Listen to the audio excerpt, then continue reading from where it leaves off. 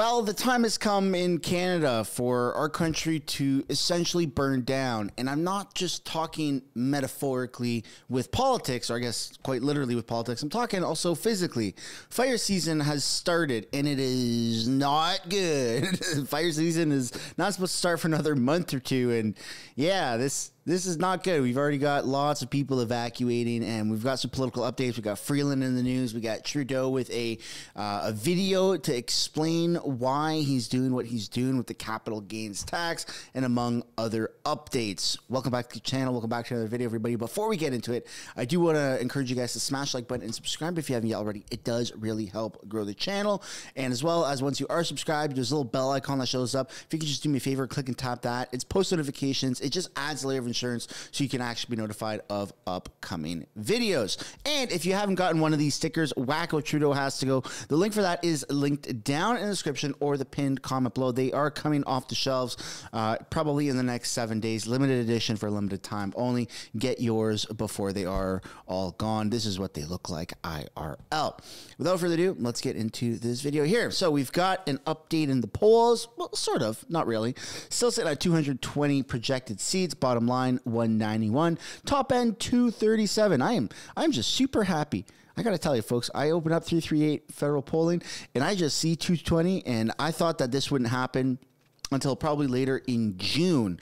And the fact that it happened so early is, it makes me smile. You know, I genuinely feel warmth inside. It's like, oh yeah, nice. It's good. These are opinion polls, so we're gonna have to wait and see how that actually translates to real world polls or real world votes. But I mean, we all know who's gonna win, and it ain't Trudeau. 99% likely winning the most seats, and Conservatives 99% likely winning the majority, and NDP Liberals at 1%. It's just going to be a landslide victory. We've never seen this much hatred, this much anger towards any government ever in Canada, in the history of Canada. It's pretty wild. And it doesn't help when you have videos like this come out where Freeland says, our investments in $10 a day childcare families in Ontario are saving $8,500 a day. And this is amazing, Zoltan, right? I understand that the finance minister, illiteracy, misspoke here, but everyone just nodded along as if nothing happened. We've come to expect pure nonsense from our government. Oh boy. Everybody's so polite.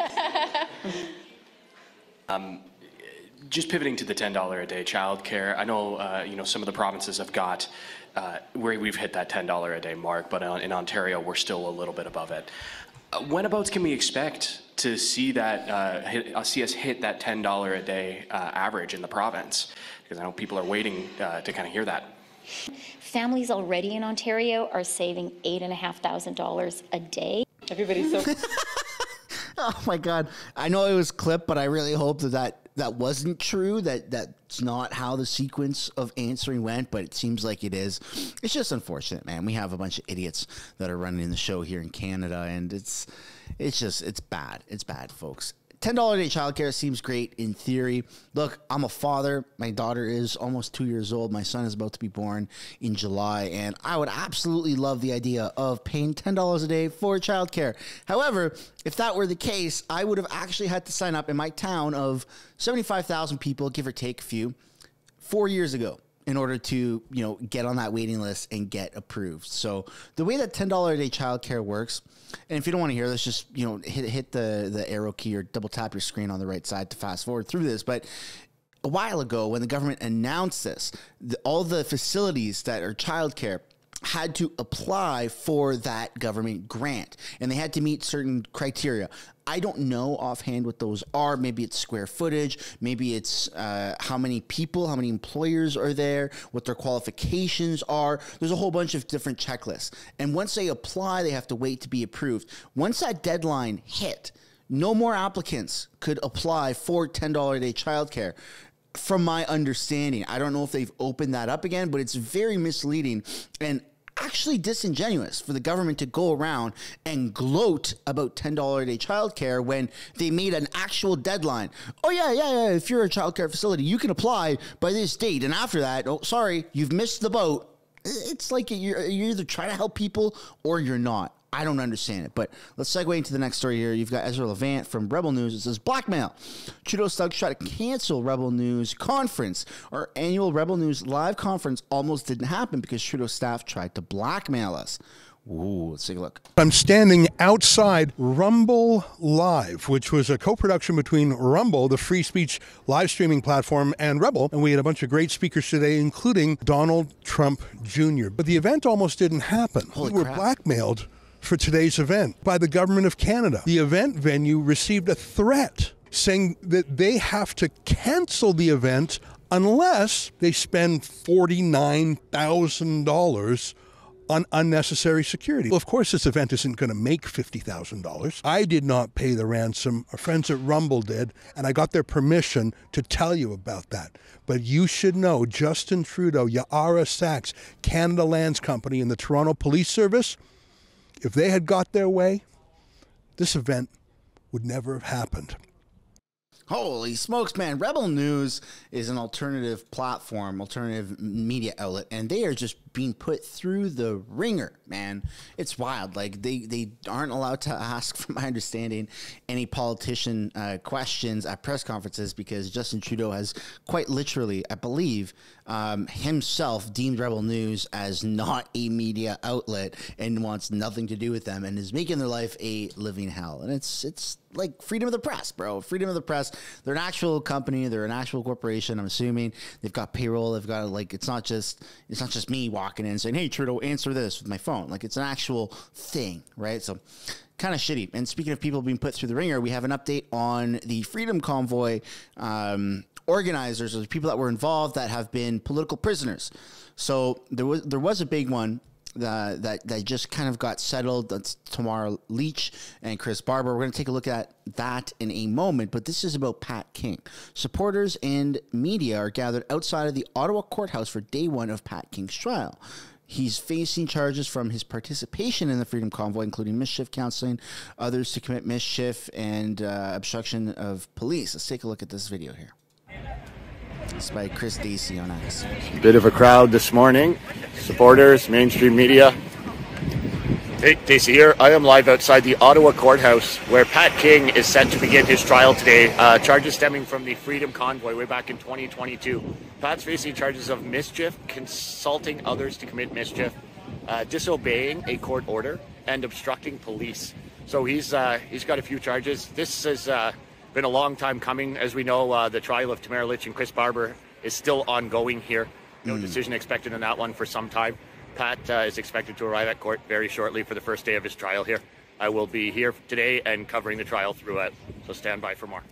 Cool. So we'll get to hear more about that. I guess I misspoke leading up to this video because I was under the impression that they won, but what they did win was the court had dropped the no contact restrictions on convoy organizers Tamara Leach and Chris Barber.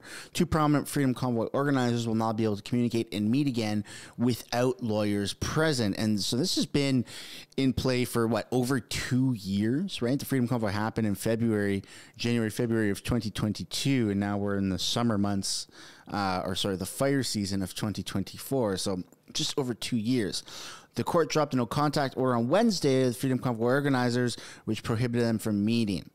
Yet Leach's legal challenges are far from over. She faces a series of challenges, including mischief, obstruction of police, counseling, and others. So that sounds like what Pat King, what we just read, what he's facing as well.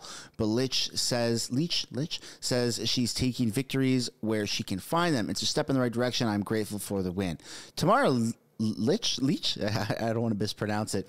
She has like a tremendous following. Just not necessarily on social media, but that name holds a lot of weight because when you think of the Freedom Convoy, of course, truckers, honking, Ottawa, cold, bouncy castles, hot tubs. But then there's also a person, right? There's people involved, right? Trudeau Emergencies Act, okay? Who else? Who was involved? And Tamara is at the top of that list, and a lot of respect for Tamara. And this is her tweet here from May 8th. that when the no contact order got dropped. Just to ensure clarity, the no contact order between myself and Chris was dropped by the judge this morning as the evidence portion of the trial has concluded. The rest of my conditions and no contact orders still stand for now. It's a step in the right direction, and I am grateful for the win. And as you can see through the comments, I mean, there's just tremendous amount of support. Great news, great news. This is awesome. Yay, honk, honk. I mean, it's awesome. So I'd love to know what you guys think down below in the comments about this victory for essentially the freedom convoy, for democracy, for freedom of speech and expression. Let me know down below in the comments. Next up, we have Justin Trudeau and the capital gains. It's official. Trudeau's going after baby boomers' assets. I warned you this was coming. This is Marty who's quote tweeting, Marty up north who's quote tweeting Justin Trudeau's video here. I warned you this was coming. What else does he have in store for you? Increasing the retirement age to 67, taxing the capital gains on the sale of your primary residence. Oh my God, dude. I hope that doesn't happen. A death tax, forcing you to transfer your RRSP into a RRIF at a younger age and a faster pace. Boomers have accumulated a lot of wealth and Trudeau wants it. And this is something it's not a conspiracy. This is something that Justin Trudeau has quite literally come out and said, that boomers, older people, have acquired a good amount of wealth from their investments, right? And you may be a part of that. You may not be a part of that. But just generally, right, a lot of the wealth that's held in the world, but in Canada, is from the older demographic. And Justin Trudeau wants to he's literally said this, he wants to take that money from the older people, because they've done well, and redistribute it to the younger people. That just sounds horrible. I mean, imagine working your entire life, saving, doing all the right things for this dickwad. Is that even the appropriate word? This guy, I hate how it's all glowing around him, because it makes it look, biblical or angelic, and it's just not the case. It should be red and dark because it seems like the devil for what he's doing to people. All right, let's take a look at this video here. This is a tax policy change that impacts less than 1% of people, but look at how much attention it's getting. Some people don't think that the richest few should pay more in taxes. Well, I don't agree with that. At a time when the richest are only getting richer, I think it's fair to ask those people to pay a little more. You may have heard of the capital gains tax, or what some people call the capital gains tax advantage. Now, if you don't know what that is, you probably don't get that advantage. It's basically where you've made enough money and amassed enough wealth in assets that you end up getting a tax break. Here's what I mean. Everybody pays taxes on 100% of their salary. If a nurse is making $70,000 a year, or an investment banker has a salary of $800,000 a year, when it comes to paying income taxes, they're both paying taxes on all of that income. Now, that nurse may be living a good life, but she's probably not earning enough to be buying and selling assets like properties. But that investment banker, who's making $800,000 a year, probably is. He's putting some of his money in assets, like buying and selling properties or shares in companies. This becomes like a second and sometimes bigger source of income for him. When that investment banker sells those assets, he only pays taxes on 50% of the profits he makes. Now, he's not paying 50% in taxes. It means that if he makes $1 million from selling properties or stocks, taxes only apply to $500,000 worth of it. So when all the math is done, that nurse is paying about 29% in taxes on her full $70,000 salary. But the investment banker, he's only paying taxes on half of the money he makes from selling assets. That's the capital gains tax advantage. And it's not really fair. So we're going to change that. Starting June 25th, if someone makes up to $250,000 in capital gains, they're still going to pay taxes on only half of that. But for anything they make over $250,000, they're going to pay a little more. They'll pay taxes on 2/3 of that. So the very richest people are going to profit a little less off their assets. Only 0.13% of Canadians, to be exact. These are people who have an average income of $1.4 million a year and are mostly in their 60s or older. So why am I telling you this if the vast majority of you won't pay $1 more? Well, for two reasons. First, The conversation always seems to be dominated by the richest people in a society. This is a tax policy change that impacts less than 1% of people, but look at how much attention it's getting. And second, you should care about your tax system. This change to the capital gains tax will result in almost $20 billion in new revenue. Revenue that will go towards the biggest investment in housing in Canadian history.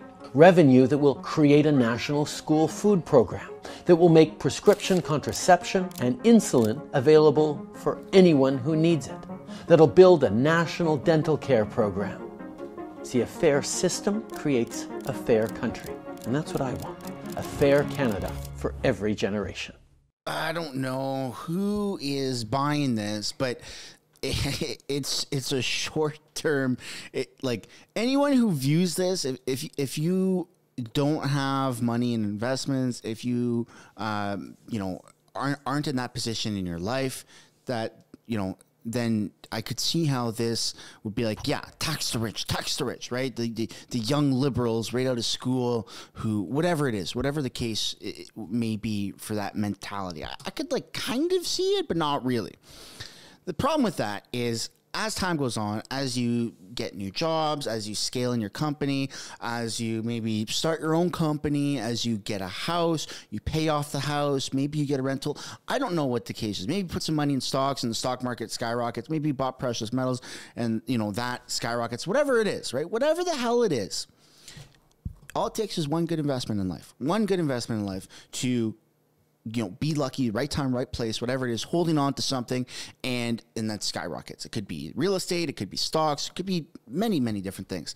And if that makes over $250,000, you'd be taxed 3/4 of that because of this guy, because of Justin Trudeau. And it's horrible. It's horrible to see that the government is pushing people down. They're just squishing people into that middle class. And even if you claw your way out of that, you claw your way up, the government's like, nope, get back in your hole, buddy.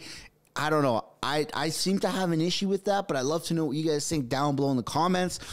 How do you feel about Trudeau going after capital gains over $250,000 at 3/4%? It seems like it's kind of theft and robbery, right? All it takes is one good investment. You may be in the time right now or a place right now where that doesn't make any sense, and you might be thinking, yeah, tax the rich, tax the rich. But if you ever get yourself a house, if you ever make one good investment and that makes good money, you're going to be like, oh, well, I don't want to give that money away. Yep. Seems like you do now because Trudeau is trying to put this in place. I don't know. I hope that Pierre Poilievre would reverse it if it does go through. But it's just crazy. Like everything's being pushed through and then it's going to be reversed in 2025, 2026.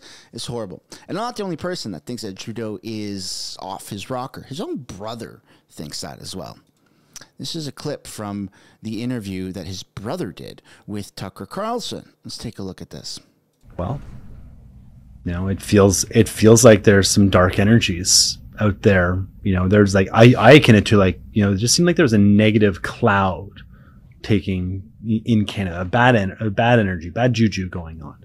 Like when my wife Brittany and I were in Canada in 2020, she was pregnant. She got chased out of a grocery store. Why? Not wearing a mask. She was super pregnant. And we were defiant around all of that stuff. I was just not having it.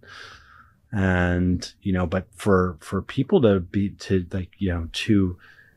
get to that level of, animosity and hate towards someone for not kind of complying, it's really scary that it got to that state.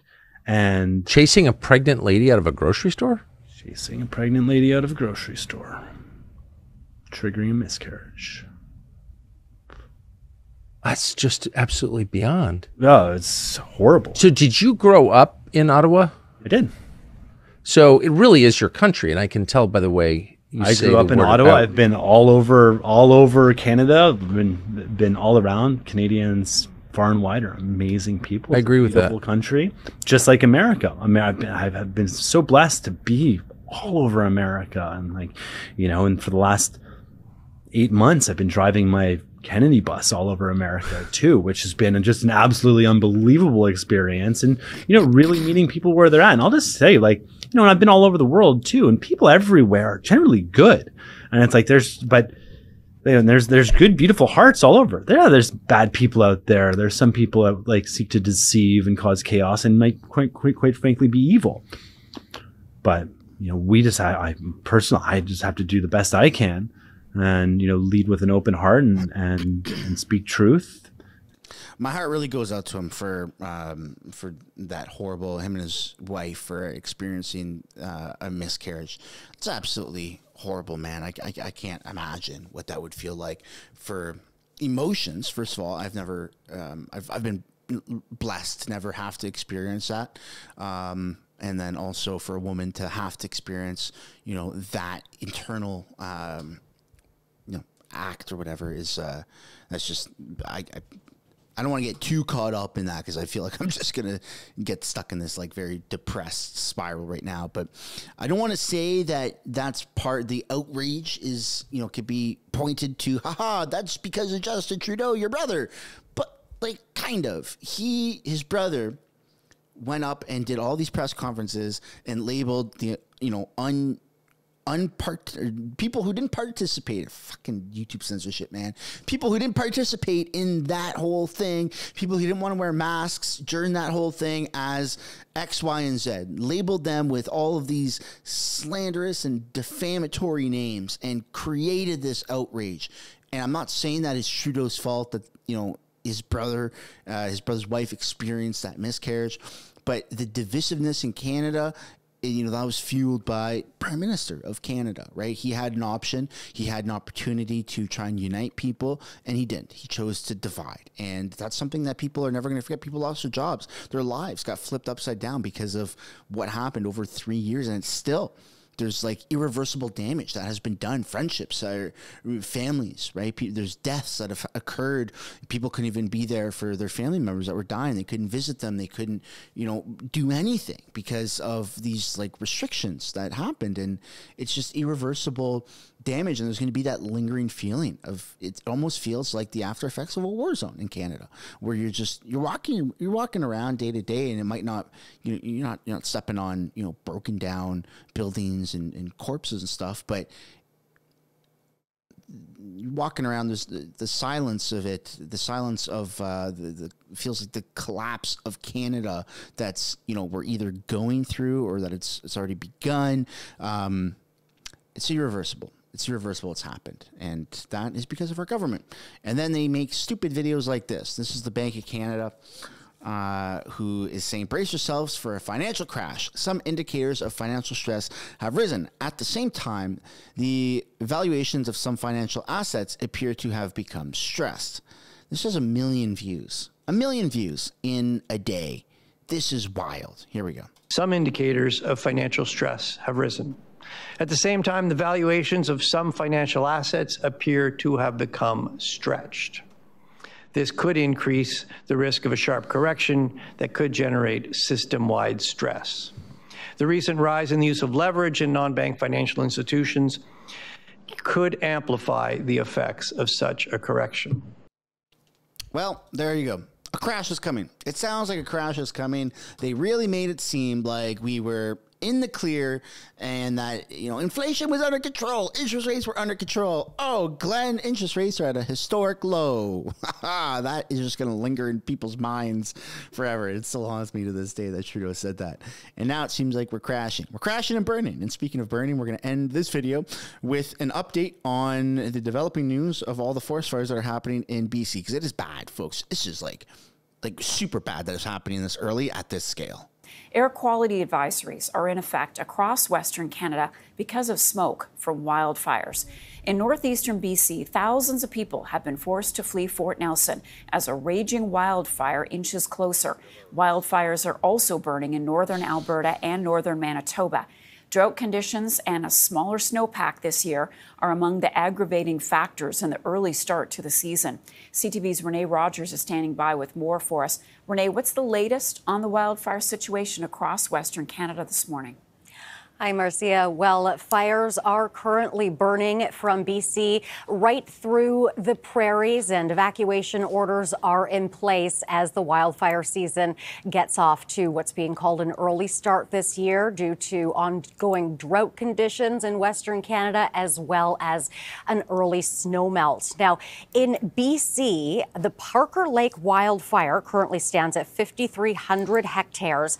That one is very concerning. It's about 3 kilometers away from Fort Nelson, and that community, as well as Fort Nelson First Nation, has been ordered to evacuate. Then in northern Alberta, another concerning fire, this one burning 16 kilometers from Fort McMurray. You'll remember that was the epicenter of a massive fire that took place in 2016. The fire near Fort McMurray currently is sitting around 5,500 hectares in size. It's grown. Officials have blamed strong winds for that. The community's on evacuation alert. Another fire is burning in Grand Prairie, and evacuation orders and alerts are in place for several nearby communities. Then in northern Manitoba, another concerning fire. This one huge, 35,000 hectares. It's burning near Flin Flon. Homes and cottages have been evacuated as that fire moves within 1 kilometer of Cranberry Portage. Now, Marcia, this all is happening as the fire forecast for the rest of May and June shows an elevated risk across Western Canada, with the exception of just the west coast of British Columbia. And of course, this has people bracing for what could be coming in the next weeks. Of course, nobody wants a repeat of what happened during the record wildfire season in Canada last year. So how are wildfires affecting air quality right now? Well, Environment Canada has several air quality advisories in place. Those stretch from BC right through to Manitoba. They skip Ontario, but one has just popped up not long ago in Quebec, then up to the Northwest Territories. Now, what I can tell you about this, Marcia, is that northern Alberta is currently seeing the largest swath of these advisories, pretty much the entire northern half of the province, and then areas west of Edmonton. CTV Morning Live meteorologist Kelsey McEwen gave us a little bit of a preview about where we can expect this smoke to go over the next couple of days. And she says northern Saskatchewan, the Northwest Territories, northern Alberta, northwestern Manitoba, and parts of western Nunavut will be dealing with very dense, heavy smoke for the next 2 days. By this afternoon, that smoke will hit southern Saskatchewan and southeast Manitoba. By Tuesday, you could be seeing it in Winnipeg and Quebec City. Now in Ontario, there could be haze in Ottawa and Montreal by tonight, and it could be smoky elsewhere tomorrow, including Sudbury, North Bay, areas along Lake Erie and Lake Ontario as well. And Saskatoon could be seeing smoke by Wednesday morning, Marcia. So certainly reminiscent of what we saw last year throughout much of Canada during those. Except the difference with last year and this year is that it is starting way earlier than it should. And you already know that Justin Trudeau and the Liberals are going to be going around the country emitting more carbon, right, into the atmosphere as per their own admission. And they're going to be preaching that we need to increase the carbon tax for this exact reason, because the only way to fight these forest fires is through the carbon tax, which there isn't, at least from my knowledge, there hasn't been an actual plan as to what they're doing with the money other than harvesting money for a carbon tax. So I'd love to know what you guys think down below in the comments. There is quite a bit of speculation that some of these fires, like weirdly started all at the same time, the same day, May 10th, in places where it doesn't really normally happen. I'm not going to dive too much into that right now. We're approaching the 30-minute mark for this video, but that's where we're going to end it. Love to know what you guys think down below in the comments. Sorry about the lengthy video, folks. Normally, I try to keep them at around the 20-minute mark, just below or just above. But we've obviously crossed that threshold and almost hit the 30-minute mark. But nonetheless, love to know what you guys think down below of all of the different stories. Any questions, comments, concerns? On your way out, I'd like to encourage you guys to smash the like button, subscribe if you haven't yet already, and I will see you all in the next one. Bye for now.